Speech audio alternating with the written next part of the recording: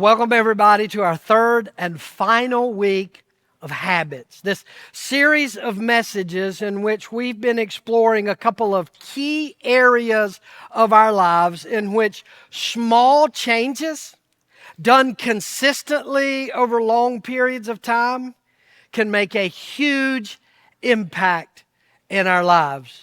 There's the great Olympic runner Jim Ryan said, motivation is what gets you started, but it's your habits that will keep you going in the long run. You know, that's so true, and that's kind of what I think sometimes is the issue with our resolutions every year. You know, we get all motivated and hyped up about things we want to change and how we're going to be different this new year, but that motivation has a tendency to kind of fade out by about January or February, and we kind of tend to go back to the same old choices, decisions, same old patterns of behavior. And so if we can just figure out a few doable changes and do them consistently, it really can be transforming to our lives. You know, the other thing that we've discovered in this series is that it's not just about developing healthy habits. It's about developing healthy habits in the things in our life that truly matter. Right? I mean, it's great to lose a few pounds. It's great to get into shape. It's great to improve, the diet and what you eat.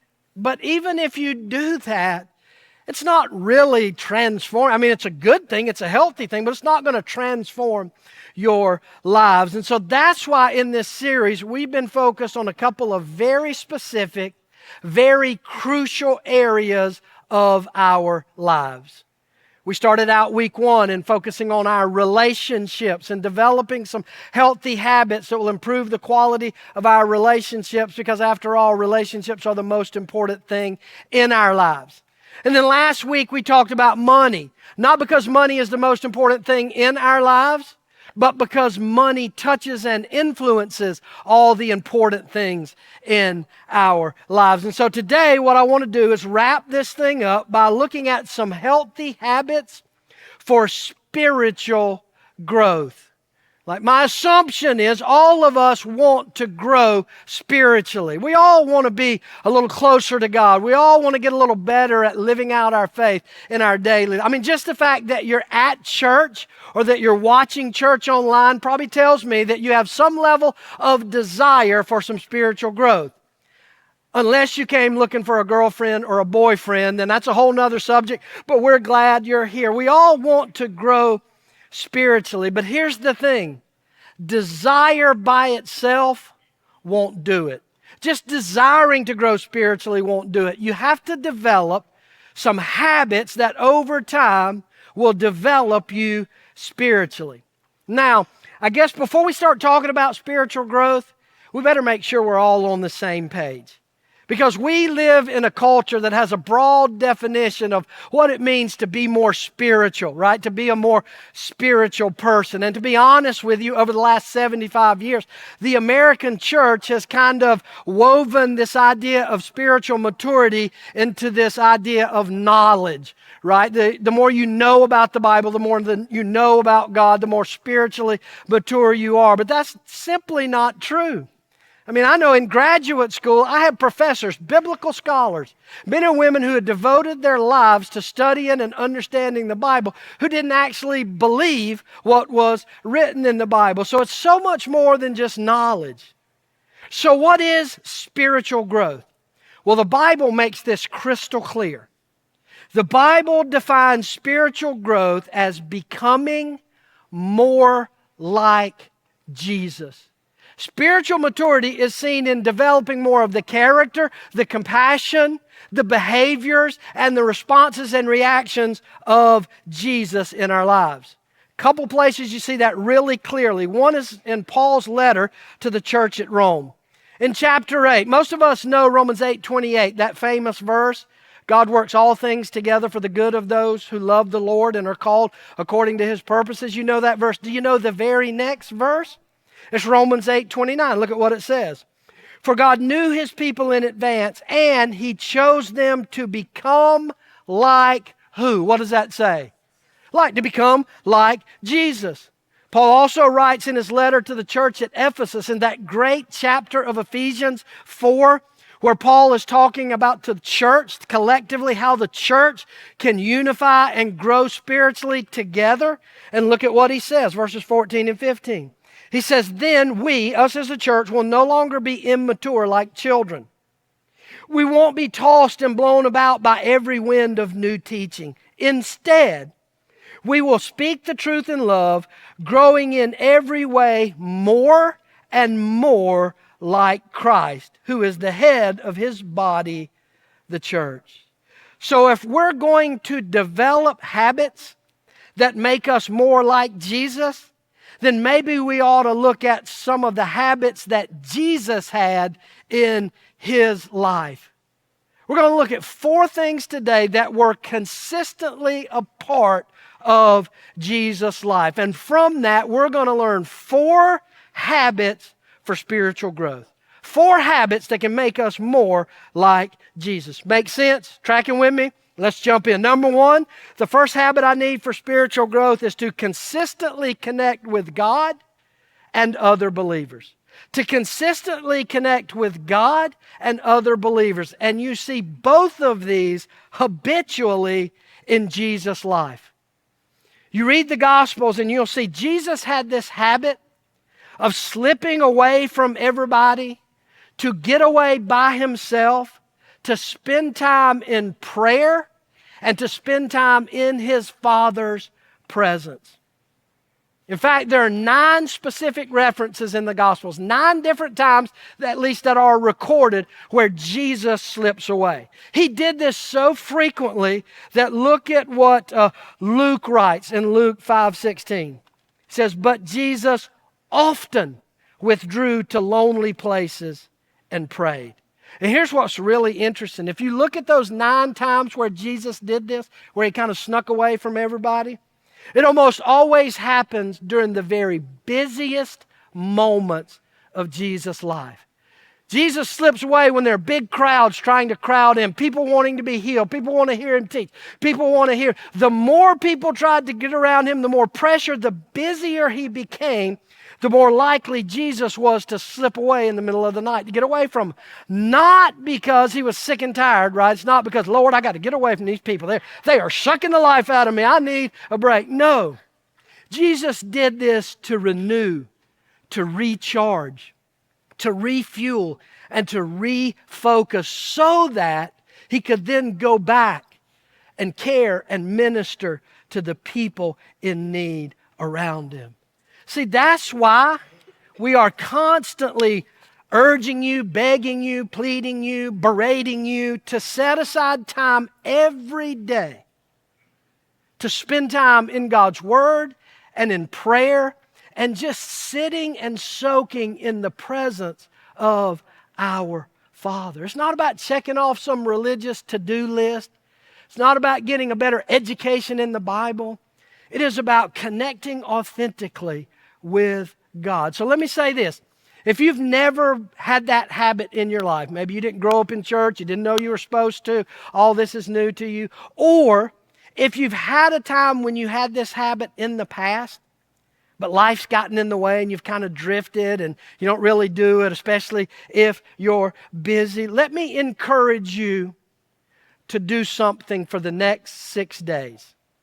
Starting today, on our app, we've launched a daily reading plan in partnership with the Bible app. And interestingly, it's called Habits. And it's just a brief little guided time in the Word, time of prayer, time of reflection. So you can just go to the Cedar Creek Church app. You can start that plan today. And just over the next 6 days, start to build this into your life. Because we need to have the habit of consistently connecting with God. But here's the thing. Jesus not only habitually spent time with God, He habitually spent time with His disciples. In fact, if you go through the Gospels and you do a time study of Jesus' life, And if you look at all the ways Jesus spent his time in the 3.5 years of his public ministry, the vast majority of Jesus' time was invested in that small group of followers. That's who he spent the most time with. They hung out together. They traveled together. They camped together. They did ministry together. They did life together. And Jesus was intentional about making that a habit. In fact, in the same way Jesus snuck off to try to keep things quiet, to be alone with his Father, he actually did that sometimes to be alone with his disciples. In fact, Mark records that in his gospel. Look at what Mark writes. Jesus didn't want anyone to know he was there. He was in Galilee. Why? Because he wanted to spend more time with his disciples and teach them. In the same way that Jesus was ruthlessly intentional about his alone time with God, he was ruthlessly intentional about making time to connect with his small group. Connecting in authentic community with other believers is essential for spiritual growth. Yes, we need to gather in corporate worship as we are this morning across our campuses and online. Yes, we need this experience, but even more so, we need that consistent connection with a few other believers who can walk this journey, do life with us. We need to get together to continue to spur each other on towards love and good deeds. And I can't think of a better habit for you to grow spiritually in 2024 than to connect with a small group of other believers. And if you don't know where or how to do that, you can do that right here in the Cedar Creek Church family. This is what our home groups are all about. And so I want to encourage you to take this next step. If you're not connected with a home group right now, I'm going to make a deal with you. I'm going to ask you to make a 6-week commitment to be a part of a home group. Next Sunday, we're starting off this big church-wide series and study called Next Steps. And over that 6 weeks, we're going to be talking about these things on Sunday morning. We're going to be talking about them in home group and doing them together in home group. So here's what I'm saying. Commit to the next 6 weeks. Just do that. You can sign up through the app. You can stop at one of the welcome centers. You know how to get connected. It's easy to do. Get connected. And then if at the end of the 6 weeks, you're like, this doesn't have, it's not for me, that's fine. You can leave. No hard feelings. I'm just asking you to at least give it a try. If you are connected with a home group, here's what I want to ask you to do for the next 6 weeks. Be ruthlessly intentional about making it happen. Push back against the busyness, push back against I just don't feel like it, and be consistently connecting with other believers. Because the more you connect with God, the more you connect with other believers, the more like Jesus you're going to become. But here's the thing. Spiritual growth does not just take place in my quiet time. It doesn't just take place when I come to worship together. It doesn't just take place when I connect with other believers in my home group. In fact, most spiritual growth takes place outside the context of religious gatherings or religiously focused events. Most of the spiritual growth in our life comes from the realities of our daily life. And so I want to look at these last 3 habits. These are ways Jesus habitually responded to the stuff in his life. So the second habit that we need to be like Jesus is responding to troubles with trust. Responding to the troubles in my life by choosing to trust God more. Certainly Jesus faced difficulties, trials, and struggles. But Jesus had the habit of responding to those things by just trusting God more. Right? The most obvious, the most difficult event, in my opinion, in Jesus' life takes place in the Garden of Gethsemane. Right? You know that story? Jesus, because he is fully God, he knows exactly what's coming. He knows he's going to be arrested. He knows every lash he's going to get. He knows every nail that's going in. He knows everything that is coming for him. And because he is fully human, the thought of going through those things is completely overwhelming to him. So much so that he literally sweats drops of blood. In fact, I love how Mark describes Jesus' condition in the garden. Notice Mark 14. It says, He, Jesus, began to be deeply disturbed and troubled. My soul is overwhelmed with sorrow to the point of death. You ever feel that way? Some of you are feeling that way right now. Some of you are dealing with the loss of a loved one that is devastating you. Some of you are dealing with a significant health crisis and you have way more unanswered questions. Some of you are dealing with a major family issue, a dysfunctional issue, a prodigal son or daughter, and you feel completely overwhelmed. And the last thing you're thinking about is, oh, how can I grow through this difficulty? You're just like, dear Lord, how can I survive it? How can I get through it? How do you grow in those difficult moments of life? You just respond like Jesus did. Mark 14. Notice what Jesus says in the garden. Father, he cried out, everything is possible for you. Please take this cup of suffering away from me. Yet I want your will to be done, not mine. Two things I don't want you to miss about Jesus' response. First is his honesty with his struggle. Right? Jesus' response said, thank you, sir. Can I have another? Whatever doesn't kill me makes me stronger. No, Jesus is honest. I don't want to go through this. I don't want to be in this dark, difficult situation. See, some of you think spiritual maturity is just sucking up and enduring the struggles of life. But let me tell you something. That ain't spiritual maturity. That's a veiled form of pride that says, look what I can take. Jesus responds with honesty, but don't miss the second thing he does. He makes a choice. He chooses to trust God, to yield his will to the Father's will. Now, I'm not saying this is easy. It's not. But I am saying this. It is essential for spiritual growth in your life. Can I just tell you, in my life, the greatest seasons of spiritual growth in my life have not come in a home group study, a worship service, or a quiet time. My greatest spiritual growth has come in the middle of some long, cold, dark nights when life doesn't make sense. And when nothing about what God is doing feels good, in those moments to trust, to believe that God is good, when nothing I'm going through is good, that's where spiritual growth takes place. Responding to troubles with trust, with surrender. I don't know God, and I guess I don't have to know.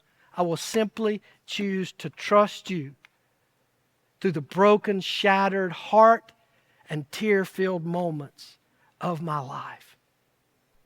The third habit we learn from Jesus about spiritual maturity is responding to temptations with obedience.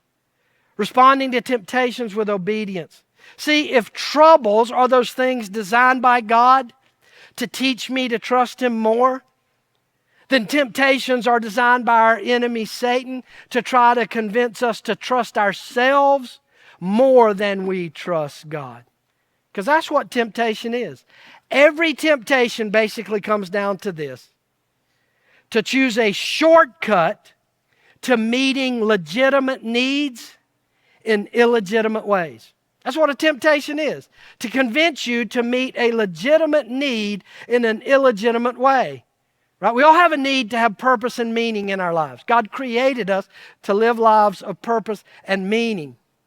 Temptation says you don't need to do that through sacrificial service to others. You can find meaning and purpose. Take the shortcut and make it all about you. That's temptation. We all have a legitimate need for intimacy. To be physically, emotionally, spiritually intimate with another person. Right? That's a God-given need. Temptation says, look, you don't need to put in the hard work of a committed marriage relationship. You don't need to stick with somebody through the ups and downs. Just go for the cheap casual sex. Or better yet, just turn on your computer and go for the pornography. You don't even need other people. That's the temptation to meet a legitimate need in an illegitimate way. You understand that's what porn is, counterfeit intimacy that makes you feel like that need is being met, but you're settling for an emptiness and a brokenness that damages your life and the lives of those around you. That's what temptation is. Was Jesus tempted? Jesus, God in the flesh, was he tempted? Absolutely. In fact, the Bible says Jesus was tempted in every way that we are, and yet was without sin. Let that sink in a moment. Jesus was tempted in every way that you are. You know that secret temptation?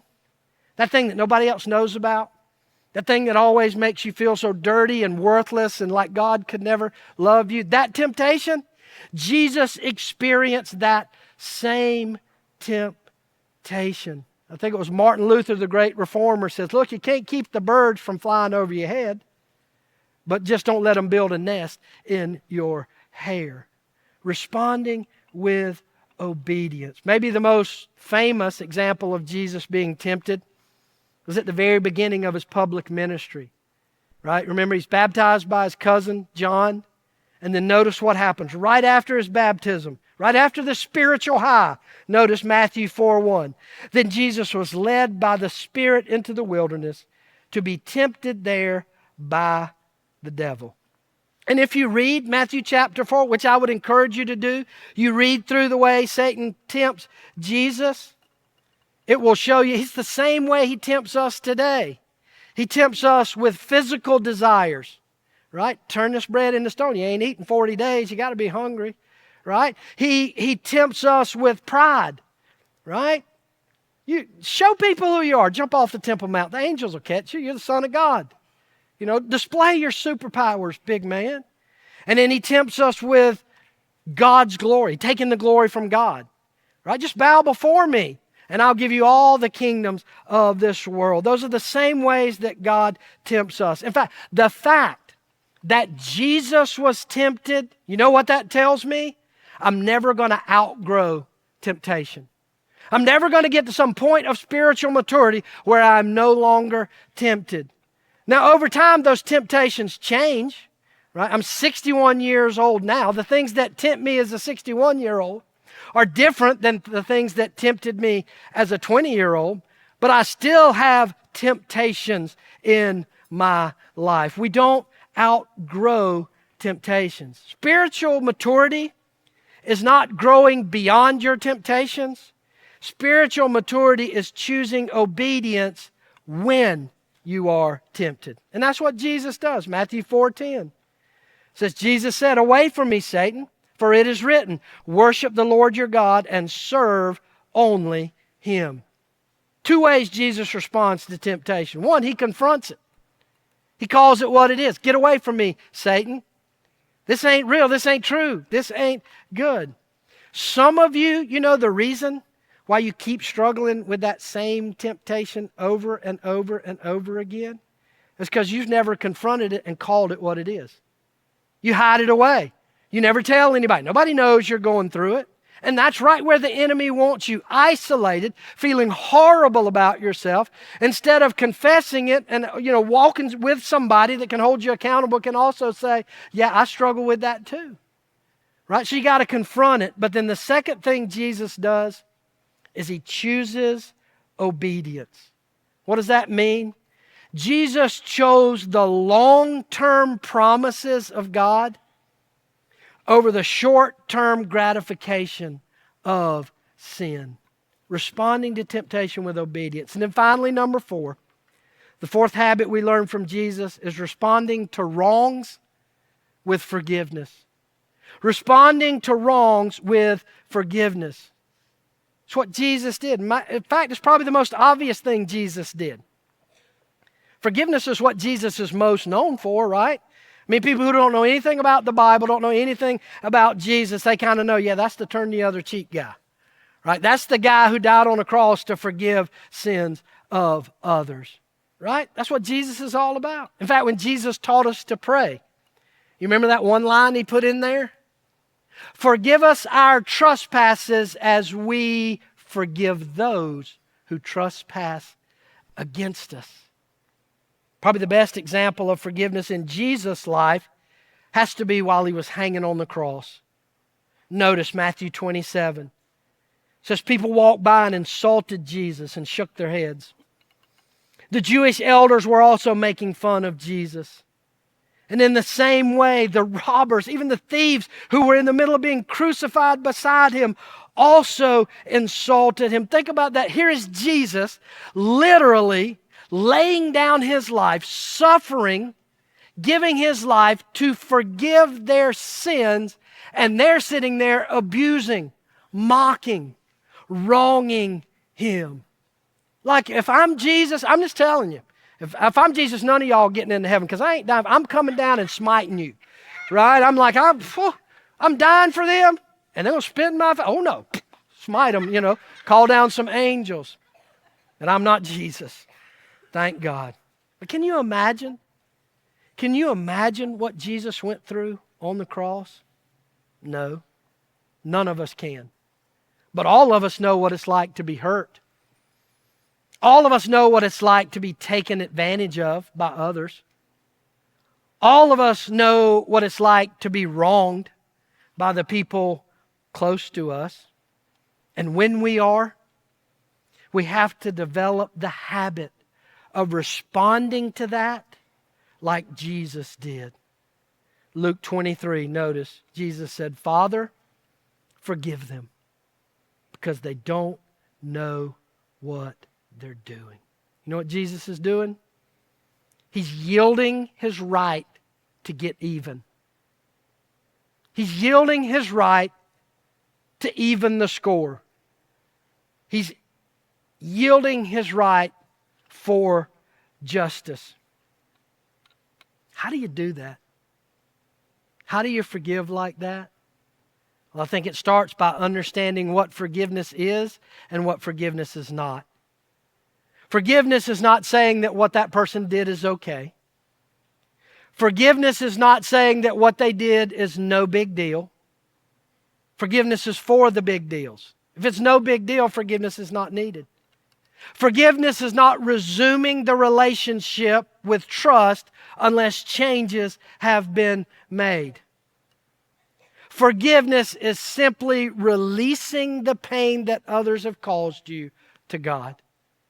Forgiveness is saying, I will no longer be chained and controlled by the very person who hurt me. But the second thing you got to have to forgive those who wrong you, you got to understand that at the heart of forgiveness is the sovereignty of God. The whole heart of forgiveness is this idea that God is sovereign. What do I mean by that? Well, the reason we struggle to forgive the people who hurt us is because when they hurt us, it feels like they have control over. They've tipped the balance. They've got it over on us, and we got to even the score. We got to have justice. We got to make things right. It ain't right what they did, and somebody's got to make it right. Forgiveness says, yes, somebody's got to make it right, and that somebody is the sovereign God of the universe. And I trust His ability to make it right way more than my ability to make it right. I just believe God's going to use it. My favorite illustration of that's in the Old Testament, book of Genesis. Joseph, right? Joe with the Technicolor Dreamcoat. Remember that guy? His own brothers sell him into slavery in Egypt. And man, his life comes off the rails because of what they did to him. He ends up in prison, in a dungeon, broken down. This promising life is shattered. And he's sitting in a dungeon. That's being wronged. And yet in the sovereignty of God, God moved. God worked. God allowed Joseph to be able to interpret some dreams of the Pharaoh that nobody else could. And as a result, Joseph becomes number 2 in the whole nation of Egypt. He's in charge of who gets the food when a famine hits. And guess who shows up begging for food in Egypt? The very brothers that sold him into slavery. And I love Joe's response. You remember it? Joseph said, you meant it for evil, but God meant it for good so that lives could be saved. The more you truly believe, not here, the more you believe in the sovereignty of God, the easier it becomes for you to forgive the people who have wronged you. And that's a habit that makes us more like Jesus. So I want to close this morning. I want to look again at that great passage from Ephesians 4. Notice what Paul writes in verses 21 through 24. Paul says, since you have heard about Jesus, now you've heard about Jesus, right? And have learned the truth that comes from Him, throw off your old sinful nature and your former way of life. Instead, let the Spirit, inside out, let the Spirit renew your thoughts and your attitudes. Put on your new nature, created to be like God, truly righteous and truly holy. Not self-righteous, not holier than thou, but truly more like Jesus. So I'm going to ask you to do something just for the next few minutes. Just close your eyes for a moment, whether you're in person at one of our campuses or online. And I just want you to think about what you've heard from God today. And then I want you to think about your life right now. Because you're not here by accident. God brought you here by divine appointment to give you hope and a path and a next step to life abundant. So, what did you hear today that you understand clearly you need to do? Maybe it's being committed to spending time in His presence every day, in His Word and in prayer. Maybe it's about connecting with a small group of other believers. Maybe it's about recognizing that temptation. Finally, tell somebody about that temptation you're struggling with. It can't grow in the light, but it's never going to stop growing in the dark. Or maybe for you, it's about finally releasing that pain. It's about being done with going through life, dragging that other person and what they did or didn't do through the rest of your life. Maybe it's about forgiving.